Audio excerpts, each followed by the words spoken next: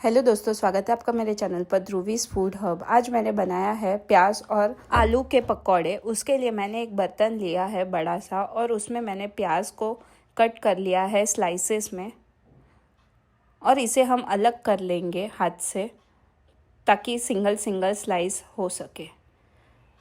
हमें इसे काट कर पानी में डालना है। इसी तरीके से आलू को भी मैंने ग्रेट कर लिया है और मैंने यहाँ पे 4 आलू लिए हैं और प्याज मैंने 8 लिए हैं। आलू को भी हमें पानी में डाल के रखना है ताकि ये काला ना हो जाए। फिर हम एक मुट्ठी धनिया लेंगे, उसे बारीक कट करके इसमें मिला देंगे।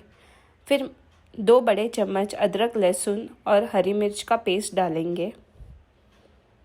फिर यहाँ पे मैंने 10 से 12 चम्मच बेसन लिया है। अगर आपको ये रेसिपी अच्छी लगी हो तो मेरी चैनल को लाइक शेयर और सब्सक्राइब करना। और अच्छे डेज़र्ट के लिए आप मेरे insta page Dhruvi's cakes and chocolates को भी फॉलो कर सकते हो और उसी में आप ऑर्डर भी कर सकते हो। मैंने यहाँ पे बेसन लिया है 12 चम्मच। फिर मैंने यहाँ पे चावल का आटा भी डाला है। आप चाहो तो कोई भी एक भी डाल सकते हो या 2। ज़्यादा क्रिस्पी करने के लिए हम इसमें चावल का आटा डालेंगे। मैंने यहाँ पे रेडीमेड राइस फ्लोर लिया है 5 से 6 बड़े चम्मच।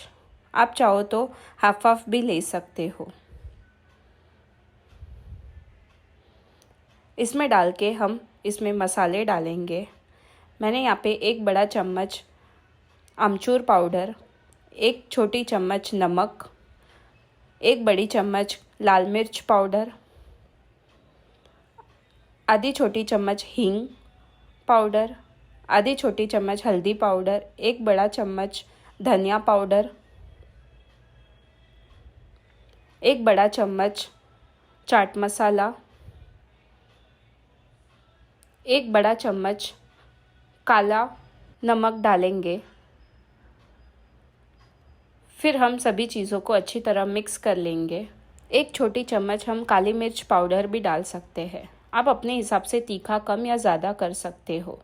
फिर मैंने यहाँ पे 1 बड़ा चम्मच अजवाइन भी डाला है। फिर हम इन सभी चीज़ों को अच्छी तरह मिक्स कर लेंगे और हमें इसमें 2 बड़े चम्मच पानी डालना है। ज़्यादा पानी हम इसमें नहीं डालेंगे, ये इजीली मिक्स हो जाएगा। आप चाहो तो इसमें कस्तूरी मेथी भी डाल सकते हो, आधी छोटी चम्मच। और चाट मसाला और आमचूर पाउडर आप अपने हिसाब से कम या ज़्यादा कर सकते हो। मैंने इसमें बाद में लाल मिर्च पाउडर 1 बड़ा चम्मच और डाला था और आधी छोटी चम्मच आमचूर पाउडर भी डाला था। आप इसमें नींबू का रस भी डाल सकते हो। इसे हम अच्छी तरीके से मिक्स कर लेंगे। तब तक हम तेल को गर्म होने के लिए रख देंगे।